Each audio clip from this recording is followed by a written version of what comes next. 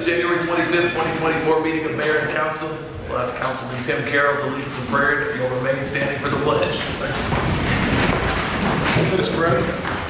Heavenly Father, we come to you tonight and just want to thank you for all the blessings that you've given us this past year. We ask that you continue to provide those blessings to not only the city, but to every citizen that lives here. Guide, guard, and keep us all. We also ask that you continue to protect those men and women that serve in the military and law enforcement. Protect them and keep them safe. And we ask that you bless this city for this coming year. We have great hopes that this will be another great year. We ask all this in your Son's name, Jesus. Amen. Amen. I pledge allegiance to the flag of the United States of America and to the republic for which it stands, one nation, under God, indivisible, with liberty and justice.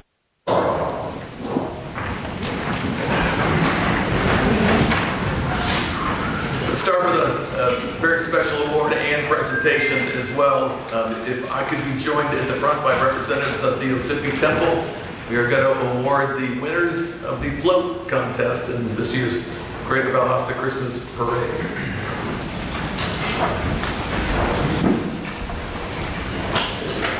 I love getting my picture taken with these guys too.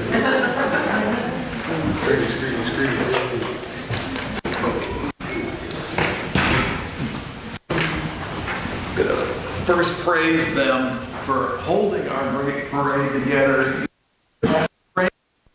as well, and still being able to pull off the enjoyment of the parade that we all enjoyed. It was very special. So the winners are as follows. In third place, gentlemen, and each one comes with a recognition and a check. In third place, if there's anybody here from Home Depot, please come forward. If not, we'll hand out the check to the Main Street Director, so make sure they get it in short order. But congratulations to Home Depot.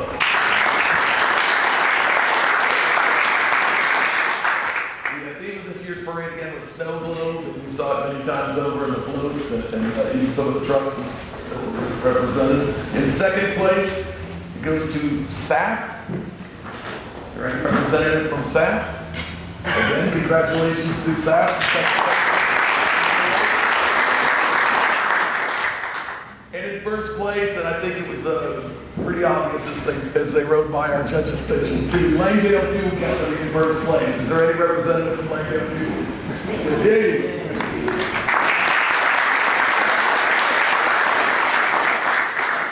We can give the check direct to you. You don't have to get it.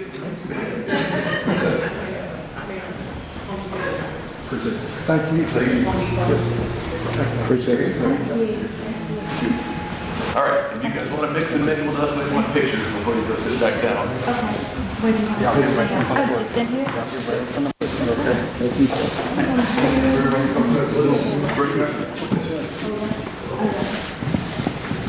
Okay, 1, 6 snowblows. 1, 2, 3.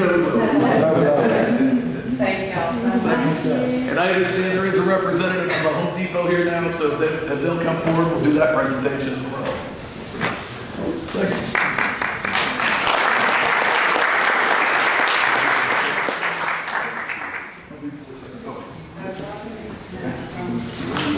Come on, stand in between them. They're flashy. You remember the magic word?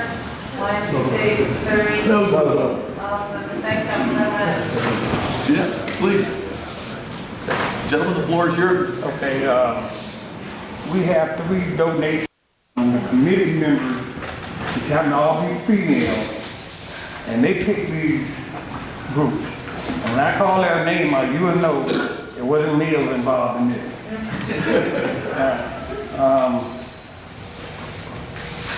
Living Bridges. Darcy? She's not here, but I am going by there this evening. You want to come and get it? Sure, I will. We'll entrust it to you. It's not cash. Congratulations to Darcy and Living Bridges.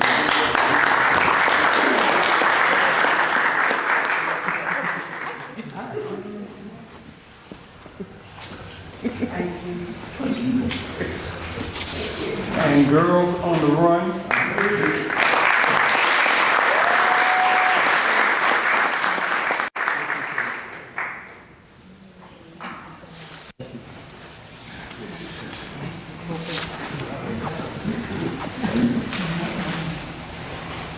Thank you so much. Thank you.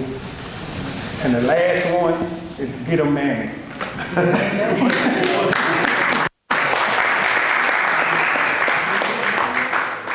Somebody here?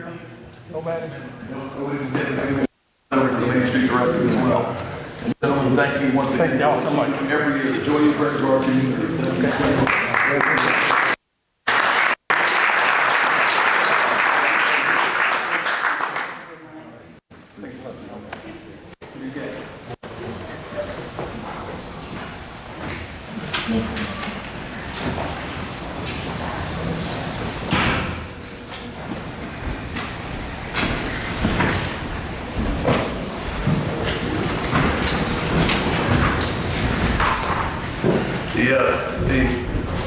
The rain delay did cost us a few of the entries into the parade, but it sure didn't cost us the crowd. We guesstimated the biggest crowd we've ever had at the Greater Valdosta Christmas Parade. It was as thick as you could ever imagine, and I'm still nursing a sore left arm from throwing it out the window, the candy out the window about 400 times during the course of that parade. So again, thank you to the Assembly Temple. Move on to the minutes approval. The council's had time to review the minutes from the December 7th, 2023 regular meeting. Are there any additions or deletions at this time? Hearing none and seeing none, it's approved by acclamation. Move on to the ordinances and resolutions. Item 4A is consideration of a resolution to approve a loan from the Georgia Environmental Finance Authority, G.B.R, for the completion of a lead service line inventory. Chuck Dinkins, our finance director, will present. Hey, Chuck. Mayor, Georgia EP at the behest of the federal government of the utility system to check for lead lines to develop an inventory. GFA is offering us a $250,000 20-year loan with a 0% interest rate and a 0% origination fee.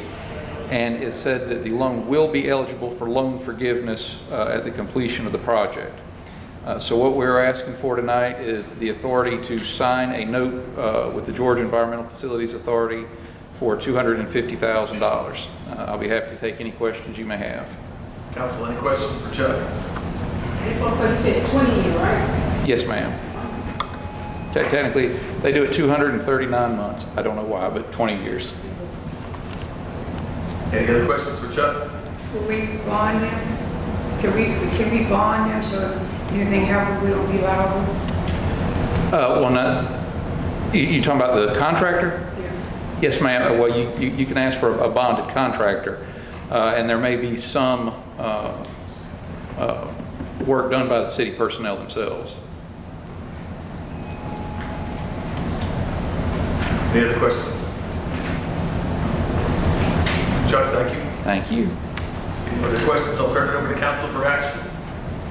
Mr. Mayor, make a motion to approve the resolution approving the chief of loan as presented. Second. A motion and a second. Any further comments?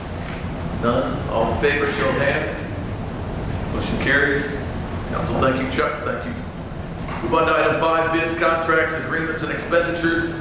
Consideration of bids for the rear loader refuse truck for the Public Works Department. Larry Ogden, our Public Works Administrator, will present. Larry. Good evening, Mr. Mayor, Council. The Public Works Department needs to purchase a rear-end loader refuse truck due to the age and serviceability of the existing truck. The truck is used for running commercial and routine routes, emptying small business trash cans throughout the city. The new vehicle replaced vehicle 2508, which is a 1999 model rear-end refuse truck. This purchase was approved by council. We had 2 sealed bids that was received on January the 2nd. Solid Waste Supply Technology for $299,849, and also Solid Waste Supply Technology for $316,683.04. The reason we have 2 bids from Solid Waste Applied Technologies, they submitted a bid for the container system located in Daytona Beach, Florida. They only make the trucks and not the compactor. So they asked the other company to submit a bid for them, and they will actually have to put the compactor part onto the truck. I recommend approval for the lower bid of $299,849 by Solid Waste Applied Technologies. Any questions? Council, any questions for Larry? One note, it's good to see that most all these bids are coming in lower than what we budgeted. Finally. It's always good. Good note. Any other questions? Thomas? So one part is just like the frame. Yes, sir. That is correct. Actual functioning mechanism is what's happening. Yes, sir. So basically, the first company, Solid Waste Supply Technology, they have the capability of doing both. They have the chassis and the compactor, where they can put them all together at once. The second one, which they put in the bid for, they can only make the chassis, get the chassis, but then they will have to send it somewhere else to have the compactor put on. Did we come across a problem, was it last year or the year before, where we had one and not the other? I'm not familiar with that. We did. You know, most of the trucks that we do, or equipment that we purchase, especially the garbage vehicles, that is standard. Someone builds the chassis and someone will build, whether it's a dumping mechanism, a trash body, a call body. So that's kind of how it normally works. But this company here does both. So we're going with the company that does one at the same time. We're going to have to disconnect and delay because of 2 different companies working on 2 different sections. Correct. And the reason for the delay in the past was just through the lack of supplies because of COVID.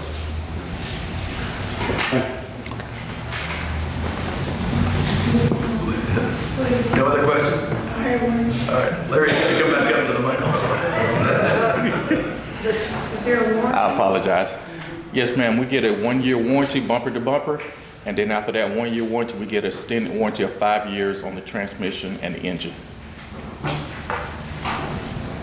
So you said 1 year bumper to bumper, Yes, ma'am. and then we come out and get 5 years, wasn't it? We'll get 5 years on the engine and transmission. Councilman? You got it? No. Okay. Thomas? Is that separate price, using extended warranties cost? It's included with our bid. So, Yes, sir. All right, Larry, thank you. Council will turn it over to you for action.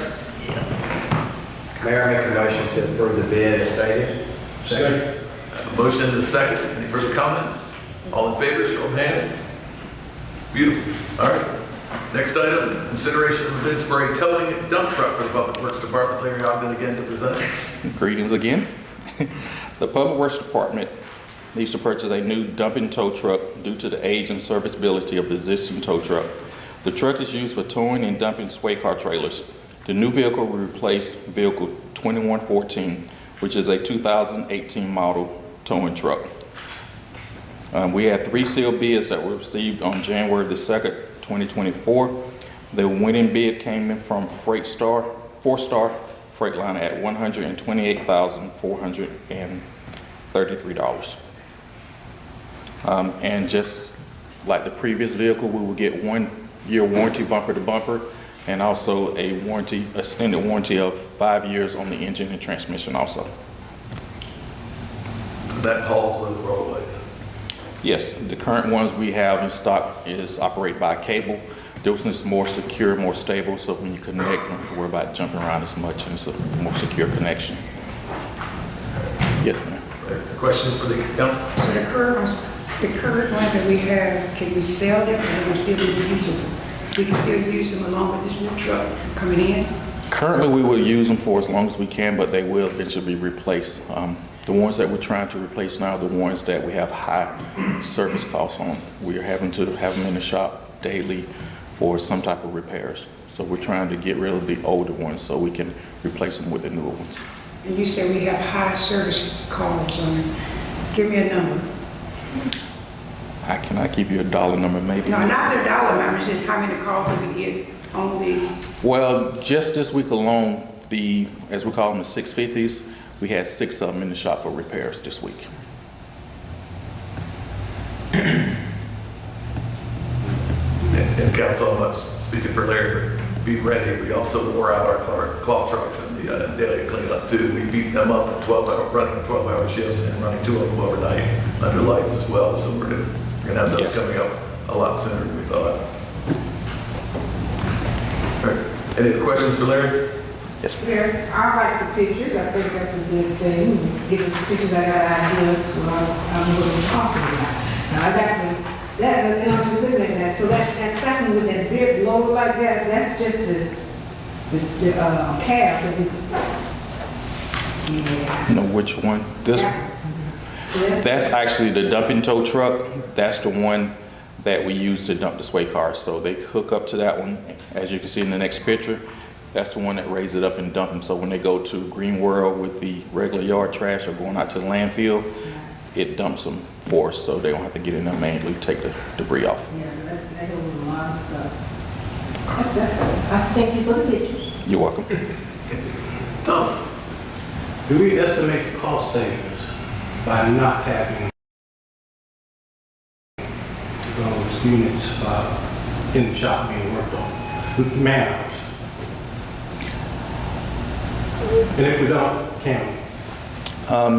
Yes, we can, but generally when a vehicle go down, for example, if the existing tow truck go down, we will move that individual to another vehicle so they can assist someone else in another vehicle. So they will be basically the ground man. So if there's any shoveling or pitchfork work that needs to be done while the claw truck is there, they will assist with that. So we won't have an individual just sitting around the maintenance center waiting for the truck to be repaired. They will be in another vehicle assisting someone else. If we have a backup vehicle, they will get in the backup vehicle and go out with that. But you still have a maintenance person doing repairs? Yes, sir. We have a full staff of maintenance personnel that work on the vehicles when they come in. I was just wondering how much money in man hours it would save because we're replacing. Does that have to work? I don't have that figure, but we can get one for you. I just like how much it saves. Yes, sir. I try to get it. I don't have a figure before me. No, sir. Way to put him on the spot. Mr. Larry, Yes, ma'am. these dumpsters here, or these bins here, these are the ones that go around in the neighborhood also, pick up the debris and et cetera? Yes, ma'am. Those vehicles, the sway cars, actually assist the claw trucks. So when you see 2 vehicles side by side, the claw truck is picking up the heavy debris coming across the claw truck and loading into the sway car. So that way it's a little bit faster and keeps the men from having to go out there and try to lift items that's heavier and causing more injuries and claims on our insurance. So these sway cars, that's why we have them assisting the claw trucks. So they usually travel together, have 1 or 2 of them traveling together. Okay, one more question. No offense to anyone, thank you, you explained it tremendously. The citizens are saying that our debris is staying out, and I know we keep saying we're behind because of the hurricane and et cetera. But asking these new bins and et cetera in, and faster equipment to work together with the claw truck, will it be a way that we can get things up in the community faster and cleaner, that we can get everything cleared and we don't have to get these phone calls about my debris has been picked up in 2 weeks and et cetera? Yes, ma'am. The purchase of new vehicles will help us out because, one, we don't have to worry about the downtime of the existing new vehicle coming in. So that way, that vehicle, when they start the shift at either 5 o'clock in the morning or 7 o'clock in the morning, they will stay on the route running instead of having to come back to the maintenance center. Because what's happening, when that sway car is not with the claw truck, once he gets full, he either have to go out to the landfill itself, which is going to take an average of 2 hours, an hour out if there's no line, then coming back and getting back on the route. This way, the claw truck is able to stay on the route and keep working the full shift that we have them scheduled for. So yes, it will eventually make it faster, not immediately because we have so many older vehicles, but as we replace the older vehicles, our time and everything will speed up. So we're slowly getting to a point where we're getting back on schedule. So it's a slow process. I'm working with the men and women of Public Works, and we're trying our best with the maintenance center to keep the vehicles up and running. Councilwoman, you can't speak for us, we've all heard it, every one of us.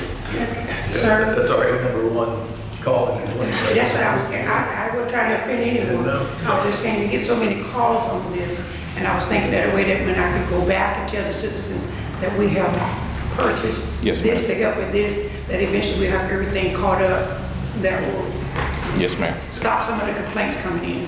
Hopefully it will, but like I say, we have so many older vehicles, so this is just the first step in trying to get that process corrected and get us back on a normal schedule where Monday route will be ran on Monday route, so hopefully we can have the yard trash and garbage guys on the same route going instead of having multiple trucks in different areas. Because I'm quite sure that's the complaint that you all are getting. I had a truck that came through my neighborhood. Well, that truck may be working on residential garbage, but the other truck they see go through their neighborhood could be yard trash or the leaf trucks. So we have different trucks on different routes just trying to catch up. And I'm catching the devil trying to explain it, but I think If you need me to come out, just let me know. I'll be more than happy to speak Larry, with the we citizens. have faith in you, Larry. Any other questions for Larry Anderson? Yeah. One thing I want to point out is great job on the fact that most of these vehicles we're replacing is 15 to 18 to 20 something years old. So that's great on our end in the sense of, Councilman McIntyre, that at least we're getting a lot of use out of it. But what is the turnaround time on this one and the previous one that we just, we got, what's the leeway, 4 months, 6 months? As far as once we purchase the vehicle, how long it? Because it was last year over a year. We had 2+ on the fire truck. And, Yeah. 2.5 on fire truck. At current rate, I'm not sure what the turnaround time is. Well, I'd like to know just so that when we go out and tell folks, hey, we're getting these new vehicles, they don't think, we can say 8 months from now, you're already getting these vehicles. If you like what I could do, first thing tomorrow morning, I will get with our fleet superintendent and ask him once he contact the company to see what the turnaround is, and I can send an email out to everyone so that way y'all have an idea of how long it should take to get it. It'd be great to know they're ready to stop. thank you, Pro Tem, for that. That's helping me out. Thank you. Okay. Well done. Any other questions for Larry? How are you adapting to the new job? Good. Enjoy learning something new. Well done. Well done. All right, thank you. Council, choose for action. I make a motion, sir, to approve this bid presented to us by Mr. Larry. Second. Motion and second. Any further comments? All in favor, show of hands. Council, thank you. Motion carries. Move on to item C, consideration of a request to approve the professional design services agreement for the Lakeland Avenue Regional Stormwater Facility. Jason Barnes, our Assistant Utilities Director, will present. Good evening, Mayor and Council. This is me, Jason Barnes. Nice to see y'all. I'm here to present on this professional design services agreement. I'm requesting your authorization to accept this agreement. This was a capital project form that we submitted as part of this fiscal year. It was CP 24.45. The approved budget for this professional services contract was $160,000, and LEA's proposition is to perform all the design services and associated surveying, environmental permitting, so on and so forth, in the amount of $146,250. I can briefly go through the summary of the scope of design. though I would caution you away from putting too much stock in the details of that, because as you know, once we get into the detail of design, there may be things that we determine to be infeasible. Really the core and the intent of this is to serve as a flood risk mitigation facility with the added benefit of environmental performance criteria improvement. We're hoping that we're able to mitigate some of the floatable debris issues that we've had in this specific area. We believe that we're going to be able to do that in a much more efficient way if we have this regional stormwater facility that we can couple with some kind of water quality filtration system at the outfall of that facility. I know there's been this has been a long time coming. This is part of the 2009 Stormwater Master Plan. And it was one of the things that I thought was most important to knock out first. It's at the top of the list that the consultant prepared for us as far as recommended projects. And so we're going to go ahead and sink our teeth into it. It's going to be a very robust project. This is going to be one of the most technically advanced and difficult projects that we've ever undergone as a stormwater utility, but I believe it's a worthwhile project. So I can answer any questions that you have about it. Take some praise. We'll see. Well done. Council, any questions? Yes, ma'am. Any kind of way, sir, you could do on our website, Facebook or whatever you want to call it, you could do a live promo discussing, letting our citizens know we can't put this in the drain and the logs and the Christmas trees and the tires and et cetera. Yes, that this is one of the things that is preventing the water flow and it's causing the backup that is damaging people's homes and their property that. Yeah, we do as part of our stormwater management plan that we submit to the EPD. Part of that is a tremendous amount of public involvement, public information. We do mailings in problem areas that we identify specifically for that, specifically notifying citizens that they don't need to pile yard trash, that they don't need to cast vegetated debris into the stormwater channels, that they don't need to throw litter into the streets and into the stormwater system. We do periodic mailings, email lists. Honestly, we submit and we issue a ton of information to the public on this. I think this is going to be a really cool project because we're going to be able to identify and quantify the benefits that this project brings to a region, and I really hope that we're going to be able to kind of gather people around what this facility and what this project is going to mean and the benefits that it's going to bring. I'm hoping that it's going to be an educational opportunity as well, that we can, show people, hey, look, this is what we're able to do. This is, your environment. This is how you care for it. It's something that we've been very passionate about since I've gotten here and before then. So I've been trying to get our staff in the schools to do, informational, any kind of STEM night that I can get my staff involved in at our city schools. We jump at the opportunity to do that. We've got a cool exhibit configuration that shows with a PVC pipe kind of system that shows the kids. We ball up like pieces of paper and little pine cones that we have, like little potpourri pine cones, and we throw those in the pipe and then pour water down there, and we show the kids, hey, look, this is what happens. This is where, everything that you throw in the street, eventually when it rains, it washes it down into our streams and rivers. So we take great care and we put a lot of effort into trying to, with all the time that we have, trying to inform the public. So, but I think this is going to be a really good project. So I'm really excited about it. I don't think we need to keep going. Yeah. When we say we need to see, and it's not the little children that's putting it down. So that adults would understand. Yes, ma'am. That what we should be putting down the drains. And except for, I'm going to ask our city manager, is there any kind of way that we can go back to putting debris in garbage bags, like the leaves and things, and not the big limbs, maybe like in the 3 yards and you put it out there. Could you go back and put it in the trash bags and tie it up that way? It will be blowing down the drains as much. We'll take a look at it, ma'am. Right now, we're trying to, I know we're behind, and that's creating a small problem.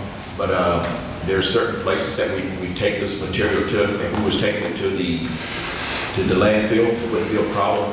but we're trying to recycle some material, so taking it to Green World to get it processed, but so we'll take a look at it. Thanks.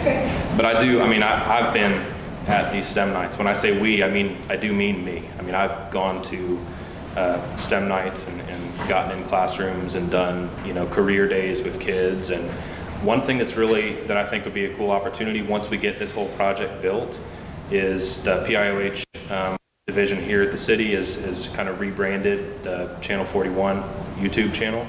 And I think it would be really cool to kind of do almost like a ribbon cutting walkthrough once we finish the project to say, hey, look, these are all the features. This is the purpose of it. This is why we did this, and this is the benefit that it's bringing. So I do think that would be that's a good recommendation. Want to see it waist deep in stormwater, did you? I hope we don't have something like Adalia and puts me waist deep. What person is saying that about facilities, and how do you got me involved with those questions? It's not going to be a building. Y'all going to have something like a fence.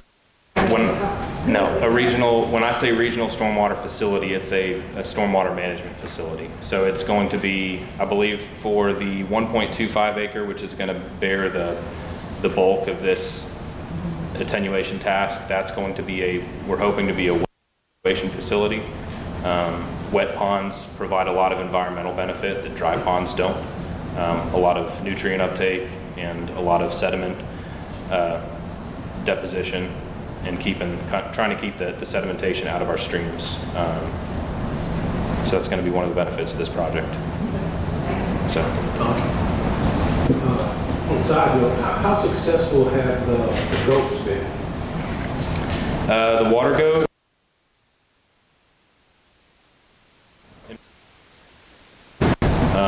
Where we have the water goats positioned currently, they're at the bottom of the reach. So if you can imagine a geologic basin being a giant area that captures rainwater, we're putting the goats at the most intense flow point within those basins, generally speaking. And so, a lot of times for like an everyday rain event, they perform very, very well. And honestly, we've seen them perform pretty decently during. There has been some bypass for floatable debris for them, especially during intense rain events. And we've seen some risk of damage to the actual water go during intense rain events. So their anchors can come disconnected. They can. Thankfully, we haven't lost one yet. But there is risk that during a very serious, big, heavy rain event, we could potentially lose a water goat downstream. So our methodology is kind of shifting to trying to cut the problem off at the top of the basin rather than, intercepting it at the bottom. So trying to handle a bunch of small problems rather than one big problem, if that makes sense. Yeah. And so that is reflected at this. This facility will treat and provide benefit at the very top of the 1 mile branch tributary basin. So this is the headwaters. This basically forms the headwaters of 1 mile branch. And 1 mile branch runs through and bisects many of our major roads, many of our major commercial corridors, but we really believe that trying to cut the head off of this is a good place to start. Any other questions? Tell by your explanation you're excited about this project. It's going to be a good one, sir. Thank you. Council, it's yours for action. Yeah, I'd like to make a motion that we approve this motion, we approve the request as stated. Second. A motion and a second. Any further comments? All in favor, show of hands. Good luck, man. Item D, consideration of bids for phase 2 well drill and production wells number 1 and number 2 for our new and second water treatment plant. I believe this time I get G.B.R, our assistant. Good evening, Mayor and Council. This is consideration for the bids for the phase 2 well drilling, the production wells for the number 1 and 2 for the new water treatment plant. We're very excited about this project as well. CDM Smith Consultant assisted the city in 2021 to apply and receive the Georgia American Rescue Plan Act funding a new water treatment plant. In early of 2023, the Phase 1 test well was completed, and the city acquired a new property for the project site. Under Phase 2, the consultant is continuing to support the city with professional engineering services on the project for design, permitting, assistance during the bidding, engineering services during construction. The initial drilling design package of 2 upper Floridian aquifer wells for the new water treatment plant was completed in November of 2023. This project was bid out December 2023, and the bids were openly publicly in January 4th, 2024. This project is the overall alternative water supply program on the secured state recovery funds and has been ongoing since August of 2023. So basically, after we get this done, we'll be ready to hopefully in the 3rd quarter of this year can start hopefully showing for construction of the actual new water treatment plant. So the bids that we received was A.T. Schultes of Florida, which is Rowe now, which was $1,373,040. Number 2 was Grosh Drilling Enterprises, which came in at $1,556,486. And Complete Services Well Drilling came in at $1,557,800. After the city's evaluation of bids, the staff recommends the authorization to approve the award for the lowest responsive and the eligible bidder, A.T. Schultes of Florida, Rowe Well Drilling, in the amount of $1,373,040. I do want to add that when we looked at the marketing for these wells before we went out to bid, the marketing almost come out at $2 million.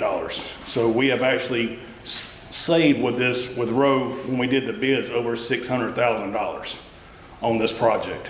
So, and when we also looked at, when we try to get, we called for references and stuff, we had like Rowe's got 20 years of experience, Grosh had 90 years of experience, and Complete Services had 44 years. So we got a variety of everybody, and we feel really good about this business project. I'll be glad to answer any questions. Thank you for saving us money because they got us on the land purchase. Well, I just got 1 or 2. Are we, do we have a warranty? Are we bonded? And this, for our citizens to know, this is a new, same location out by the airport, correct? That's correct. Okay. We got a warranty on this? We got a warranty, yes. Are we bonded? We are bonded. We checked all this stuff before, because if A.T. Schultes Road didn't, then we went to the next person to make sure they had everything they needed in line. If they didn't, they went to the next one. All right, thank you. Yes, ma'am. The funds for this has already been allocated from ARPA? That's correct. ARPA grant. It has a pretty tight timeline as well. Correct. Thomas? So the lowest bid came in at almost $200,000? Yes, sir. The other 2 were almost identical. Right. That's not unusual. I mean, I don't want to come back down the line and say, no, I mean, I need 100 more. yeah, I mean, we were kind of shocked. I mean, overall coming in at, almost $2 million, they come in 600,000, but Rowe, that's what they come in at. I mean, we made sure when we went through that they had everything. We called representatives, we got good feedback. And they've done work for us before. We actually had well 4 back probably 10 or 15 years ago at the existing water plant. They actually did work for us, and they did a good job. So, Just a little skeptical about the difference being so much. well, the same package went out that we sent everybody. It was the same. There was no difference. So, and they knew what they were going to get, and so, hopefully it should be good. I feel confident. So.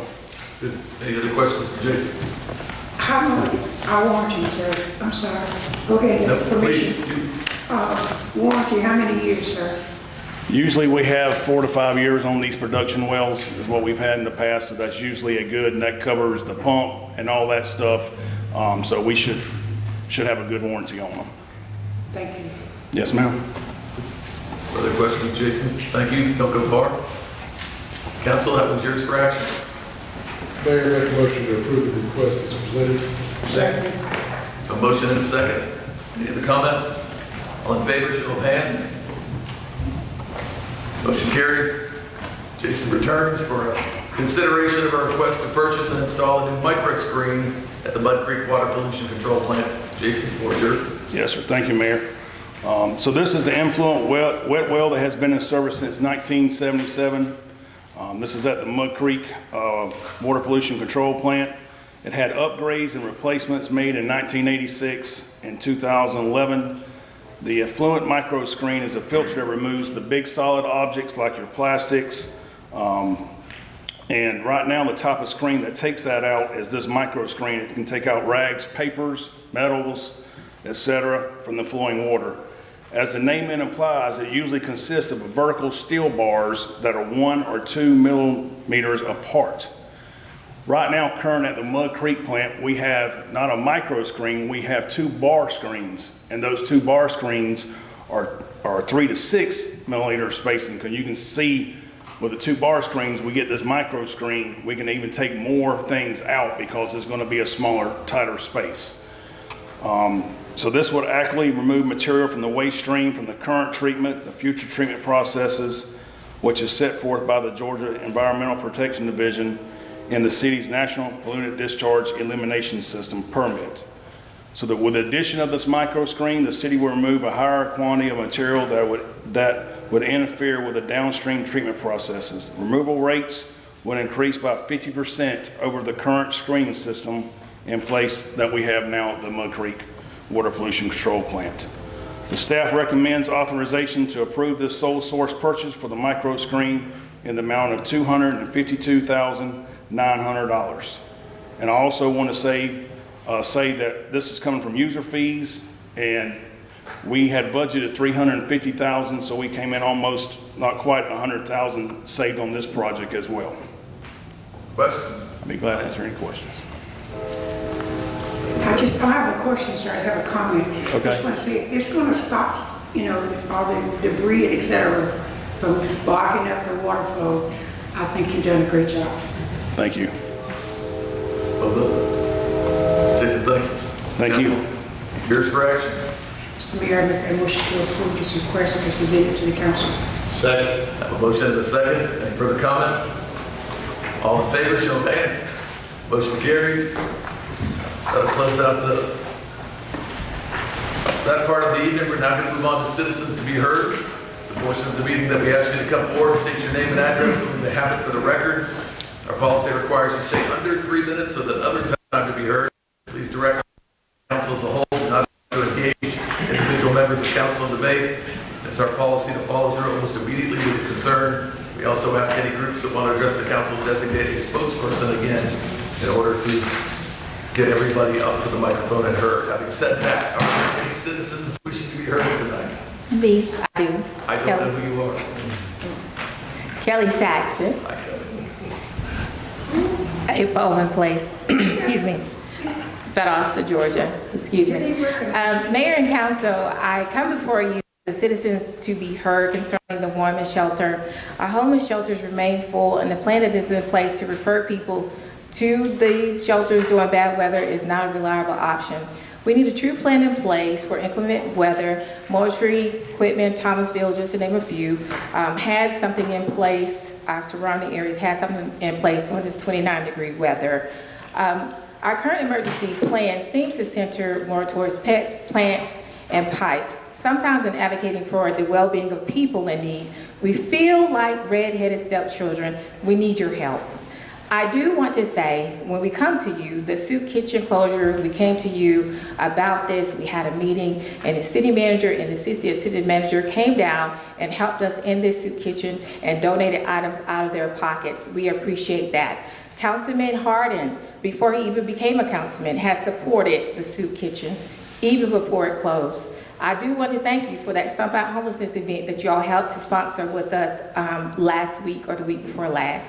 Also, I came before you concerning some barriers to employment that we were facing with the credential needed for employment. You all have fixed that as of January the 1st. We appreciate that. We had that point in time count last week, and under the direction of Ms. Anitra Riley, through neighborhood development and her staff. They helped us to count and meet the needs of people in our community. So we thank you for that. We still have more issues to tackle and work to do. We all know that Rome was not built in a day. But we do know that if we do nothing, it would never be built. I appreciate you all not being a big bad wolf government. I appreciate the open door policy with no barriers to citizens who want to be heard. I appreciate you letting me speak today. Thank you. Kelly, thank you for your passion. Thank you for your shirt too that says thankful. Are there any other citizens wishing to be heard? How y'all doing? Lewis Gordon, Shannon Circle. That was a look at God moment, because what I'm here to talk to you about today. So last year, we assisted VSU students who were living in Blanton Commons. They came under new management, and the students at the beginning of the year got like really short notice that they would basically be kicked out. We worked with the tenants union, trying to talk to the management there for a decrease in some of the fees, because like they were saying, hey, if we got to find a place to go, we can't pay these extra fees to move out really quickly. And they were also dealing with living conditions that were not suitable for them. As Ms. Saxon just brought up, we do have an issue with homelessness, and one of those groups right now are college students, y'all. The cost of college is insurmountable now. Most people going to college now will never get rid of their student loan debt, okay? Two of our biggest draws here in Valdosta are the military base and the college. A lot of our business owners here know if you're going to do sustained business in Valdosta, you got to be able to deal with military, college, and then the at-home population, right? I think that we can do a lot when it comes to taking care of these students. We should not have such a large population of homeless college students. Last time I checked, I want to say it was somewhere around 900, I think it was. 900 college students, y'all. Think about the barriers to learning that that creates. Think about the lasting stain that that creates when we attach that to Valdosta's name. I do appreciate. I was an art major, loved art history. Rome. Rome has a thing where they feel that Rome was founded by Romulus and Remus, who were nurtured by a she-wolf. The Roman people carried that into the way that they handled business, right? I think that when we talk about that wolf, we need to be as aggressive as that kind of spirit about handling these problems, guys. Because I know we say, okay, Rome wasn't built in a day, but think about what it feels like when you are a college student, homeless, trying to deal with student loans, worried about where your next meal comes from, worried about where you're going to lay your head at night. They need an advocate. And we have enough people here who care about these kids to come together and solve this issue. Y'all know my office, we're always here to help, whatever we can do. We have enough people here who care. We should not have homeless college students. Thank y'all. Lewis, thank you. Are there any other citizens wishing to be heard at this time? Looks like I'm last. Please state your name. I bet you're not last. Bill Love, 2207 Azalea Drive. Congratulations, Nick. Great campaign. Guys, I'm here to talk about the police department. We don't have enough police. We're not making enough effort to make ourselves safe in this community. We're hearing shots every night over on G.B.R Drive. I used to live on G.B.R Drive. I sold that house, but I still have friends that I grew up with that mothers are still living there, and they hear shots every night. It was reported to me that our police department are dumbing down the codes that they report to the GBI. Now, I don't know if that's fact or not, but we need to get accurate reporting on what our police department's doing. I don't blame anyone in the police department. This has got to your level, and I'm, Nick, not you included, because you got a pass on this one, but you guys have been here. We've had a problem, and no one's addressed it. to satisfaction of anybody. Matter of fact, it might have gotten worse. When we do the same thing we've been doing for 2 years, saying take your $15 and go do your interview, and we still don't have enough, that must not be working. I don't know how you change it. I don't know what you do. I can find out. But to say that Lowndes County, the Lowndes County Sheriff's Department, is stealing our people is not true either. I've talked to those guys. They come over freely and they go to them. So that's not a problem. What I would like to see happen is an exit interview from a private source. When somebody in the police department quits, they go and exit interview out, but we're not doing it. You get a private source, we don't name who they were, and let's find out where the problem is. Because we need a police force, because deaths are starting to rise, shots are starting to rise. Heck, I saw 3 kids riding down the sidewalk, riding over here on motorcycles. Down the sidewalk. They passed 2 police cars, ours. So they didn't turn around and go get them, they just let them go. And these weren't the little scooters. These were regular dirt bikes. So I've gone to the G.B.R, I've put my request for information in there. I'll be back, it takes 8 to 6 weeks. I want to see what the total number of reports were last year. But let's work together. We can make our community safe. We have to make our community safe. And if this is not number 1 on your list, gentlemen, ladies, it should be. Because it could be your child that gets shot like the poor girl over in Remerson. Thank you. Hang around. Thank you. Appreciate it. Are there any other citizens wishing to be heard at this time? George Boston, Ryan, 504 Oak Drive, Valdosta, Georgia. I'm under a 11-year criminal trespass by the Lowndes County Sheriff's Department or the Lowndes County School System, and nobody will remove me in writing. That was after the KJ's death, as if though they didn't want me recording those kids who may want to speak with me. On Wednesday this week, when they tore the Liberty Theater down, I was recording as freedom of movement. And a Valdosta a code enforcer came and told me that I had to move or he would call the police. I told him and explained to him I do this across the state and America really, because I've been on Nebraska doing the same thing, doing the same thing, so I'm very familiar with the law. I told him that you don't have any tape here down the sidewalk, you only have the street says closed. I said, I respect that. That's why I didn't drive my vehicle. But there was nothing to divide the sidewalk, and sidewalks to me are open to the public. And I know you all put out signs because I've seen them saying sidewalk closed.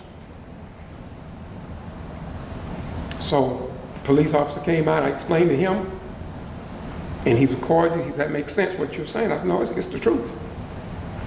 This code enforcer, who was black, I can't think of his name, he called another set of police officers. 2 more came.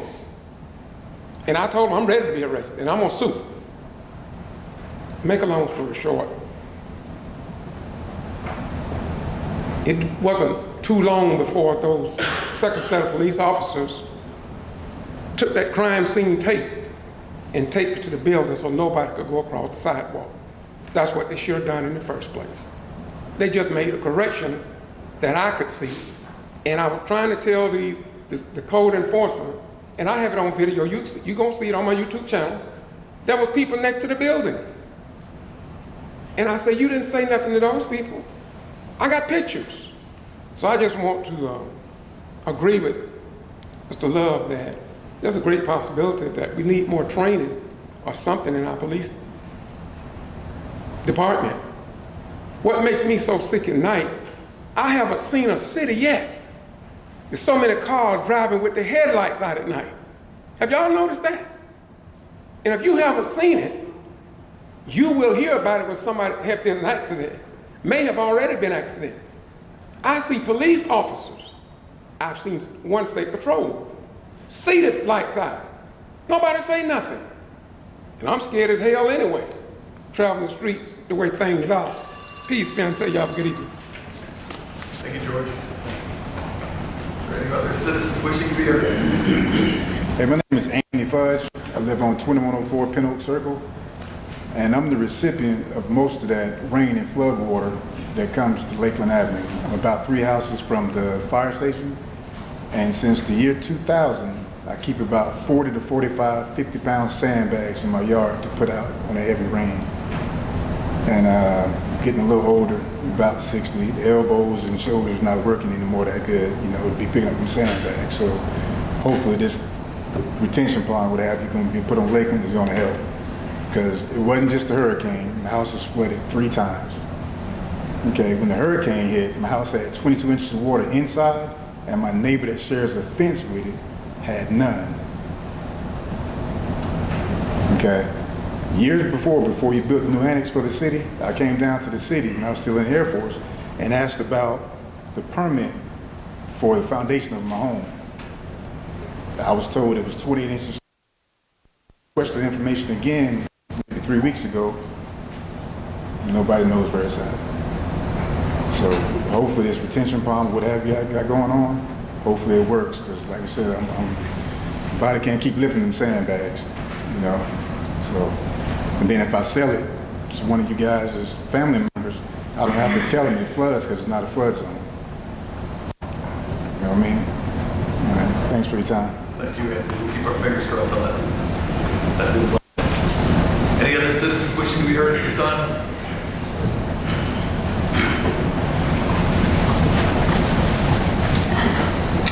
Hi there, John Quarterman, 3338 Country Club Road. Suite L, PMB 336. That's where I get my mail. Okay, so if y'all lose a water goat, call Walls. We can probably find it and retrieve it for you. And while I thoroughly agree with the county engineer's approach of trying to stop the trash before it gets into the creeks, the water goats also cost far less than even the engineering preparation that he's talking about for this project he just talked about. I thoroughly agree with that project. As you just heard, it's well needed in that location. And that project may do a lot to solve the ongoing difficulties with trash getting down 1 Mile Branch and some of the sewage spills because of the flooding and, of course, the flooding itself. So that's a great project. My point is simply a few more water goats downstream on some of the creeks, such as I hear there's a location on 3 Mile Branch where the city could put one, would also be a good thing. And also to keep the trash out of the creeks, I would like to commend the city marshals because they have for some months now been notifying parking lot owners and if necessary citing them about not having trash cans and about letting trash get off their properties, which the city ordinances say they should not do. And we're seeing some results. There's parking lots where trash cans are popping up. So that's good. I know that's slow, but I commend the marshals for starting the process at least and having some results. I will note that last time I looked in the 5 Points parking lot, which is owned by the city, I didn't see any trash cans. And also over on St. Augustine Road in the parking lot down by Hightower Creek, where I videoed the mayor December a year ago, looking at where people stop and throw out their fast food because there's no trash can. Now they shouldn't throw it out anyway, of course. But if there's a trash can, they'd be much more likely to put it in the trash can. And the ordinances say not only there must be trash cans, they must be strategically placed. So it'd be really nice after a year and counting to get a few trash cans down there. So it's more like that can be done. But anyway, I would like to commend the city engineer for that project and others he's working on, and also the utilities director. I noticed there seem to be fewer spills, they stop faster, and they get reported better. So I know you'll think this is out of character, but I came mostly to compliment the city of Valdosta. Thank you. John, thank you. Oh, one more thing. You're all invited to the chairman and mayor's battle, mayor and chairman's battle, March 2nd, starting at Langdale Park boat ramp, going down to Troopville boat ramp. Y'all come. I'll finish the rest of my comments. Are there any other citizens wishing to be heard at this time? Seeing none, we'll end that. You can turn it over to the city manager's report. A lot going on in the next February. So some great things to get involved in. We have our Young Game Changers Steering Committee that's going to kick off on February the 1st, 10 a.m. At the Women's Building. Also on February the 1st, the Love Your Downtown campaign begins. Downtown Valdosta, February the 3rd, noon to 7 p.m. Our second annual Big Game Bash with Pepsi. This will take place at Unity Park. February the 5th, starting at 11 a.m. Our National Burn Awareness Proclamation, Fire Station 1. February the 7th, 10 a.m. The groundbreaking for Harbor Station. This will take place at 401 14 at 11 a.m. The Employee Valentine's Day Luncheon will be held at 1901 Barack Obama Boulevard. And final February 15th, 10 a.m., our Arbor Day event, which will take place at the Sunset Hill Cemetery. Fantastic. I'll add a couple more just from memory. February 15th at 11:30, the rededication of Southside Library. Almost doubled in scope and scale and size, and much needed. It's a cultural center on Griffin Avenue in that part of town. It's just a fantastic project. It was an all-in project from everything from our state senator to our city staff and otherwise, and that fantastic board and friends of the library. It was a great, great all-in fundraiser to expand that to almost double that size and enhance that corridor where we have so much activity going as well. Before I turn it over to council comments on Saturday, and tonight we're all running up to Atlanta. It's our Cities United Summit, so we'll be there till Monday for the most part. I'll be coming back on Saturday to represent all our council at a funeral. It'll be a military funeral in that beautiful pavilion that they have at the cemetery right ahead of Foxborough there. 1950, a Valdosta resident left for war, the Korean War. He had already served in World War II. His remains were just identified. Missing in action since that time, they were just identified and brought back home. And on Saturday at 2 o'clock, U.S. Master Sergeant Roy G.B.R. will get his day, his burial, and an honor in our city forevermore. That day be remembered for him and his service to God and country as well. So if you're free, come on out. It's at 2 o'clock to honor one of our own as well. Council, we'll turn it over to you for comments. Mayor and council, I'm asking your assistance in this, help me to be done in the city of Valdosta. My understanding, housing have cameras up, but they are not on. Some of the shooting that's being done in my district at nighttime, guns are being shot every night. You can hear in your bedroom windows and etc. At one time, we had a camera down at the Orly West area that did going south, north, and also it would pull Brookwood, Jane, and etc. if anything was happening in that area. Also, I'm asking if we could get some cameras down in the Ponderosa area and those apartment areas down on those light poles. From my understanding that Hudson Docket has the cameras also, but their housing is paying for these cameras, but they're not connected or something. In that kind of way, we can look into that, Mr. Hardy, to see what can be done to put these cameras back up to par in these housing areas, that they can focus down at those streets area and they can see.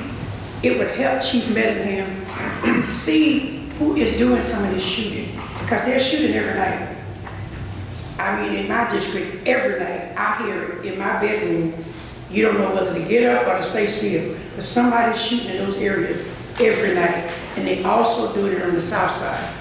By the time they are calling to the police department, by the time they get there, nobody's talking until something happens, and then still nobody's talking. So if we could get some cameras up, or get those cameras reactivated in those areas, that would help some of this that's going on in these different districts and et cetera. I'm just asking for help, that's all. Councilwoman, thank you. Councilman. Piggyback on that, I've had some citizens reach out to me. We have had, and I hate it actually. My entire time of being on the council these past couple of weeks, these emails that come through with, I mean, like homicide after suicide after just, you know, shooting after shooting. And of course, it's been going on a while, so we definitely need to tackle that. But I've had citizens reach out to me about not even cameras, just more so lighting. And I know that was something that we've been working on, but if we can pay or maybe be more aggressive in getting some lights in some of those areas, I think that'll help as well. Yeah, definitely need lighting in some of those areas. Yeah, it's dark areas, and they're not able to see, and citizens don't feel safe. Councilman, thank you. Councilman. Good. And Sandra? No. Thomas? Unfortunately, you're correct. Councilwoman Cody and Councilman Harden. About 3 years ago on Oliver Street, there was several calls. There was a problem, but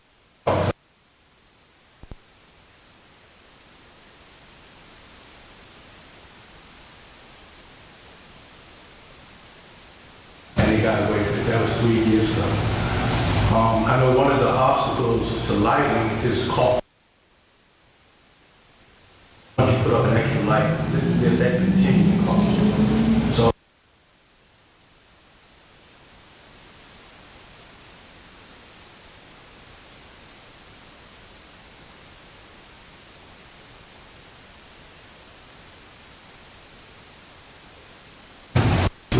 Thomas, thank you. Thank you. Let's see no more council comments. I'll entertain a motion to adjourn. Motion to adjourn. Second. Second. All in favor, show hands.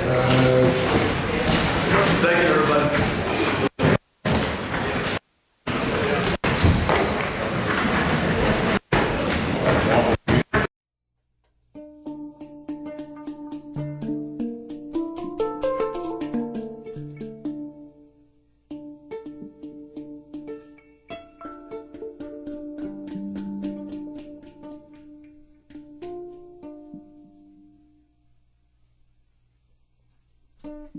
Thank you.